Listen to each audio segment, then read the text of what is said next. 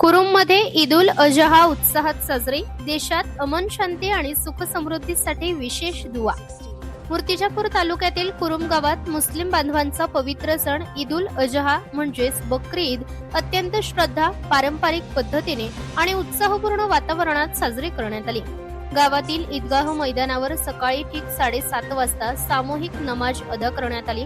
यावेळी लहान मुलांपासून ते ज्येष्ठ नागरिकांपर्यंत संपूर्ण मुस्लिम समाज मोठ्या संख्येने उपस्थित होता. नमाजनंतर जामा मस्जिदचे इमाम मौलाना अन्सारुल हक यांनी उपस्थितांना मार्गदर्शन करत ईद उल अजहाच्या धार्मिक आणि सामाजिक महत्त्वावर प्रकाश टाकला.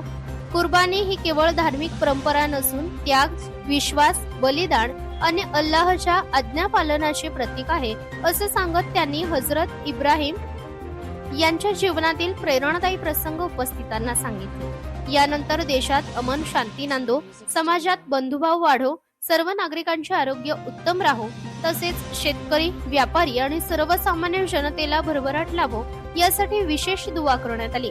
देश शत्रूंपासून सुरक्षित राहावा आणि सर्वत्र शांतता कायम राहावी अशी ही प्रार्थना यावेळी करण्यात आली.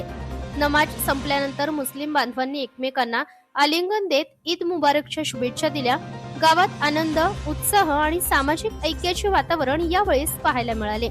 लहान मुले व नव्या कपड्यांमध्ये आनंद व्यक्त करताना दिसत होती, तर घराघरात पारंपरिक खाद्यपदार्थांची रेलचेल पाहायला मिळाली. सणाच्या पार्श्वभूमीवर माना पोलीस स्टेशनचे ठाणेदार गणेश नावकर यांच्या मार्गदर्शनाखाली कुरुम पोलीस चौकीतर्फे गावात कडेकोट पोलीस बंदोबस्त ठेवण्यात आला होता. शांतता आणि कायदा सुव्यवस्था अबाधित राहावी यासाठी विशेष गस्त घालण्यात आली. कोणताही अनुचित प्रकार घडू नये यासाठी प्रशासन देखील सतर्क होते. ईद उल अजहाच्या निमित्ताने कुरुम गावात सर्वधर्मीय नागरिकांनी एकोप्याचा आणि सामाजिक सलोख्याचा संदेश दिला. हा सण केवळ धार्मिक श्रद्धेचा नसून सामाजिक ऐक्य, बंधुभाव आणि मानवतेचा संदेश देणारा असल्याचे चित्र संपूर्ण गावात पाहावयास मिळाले.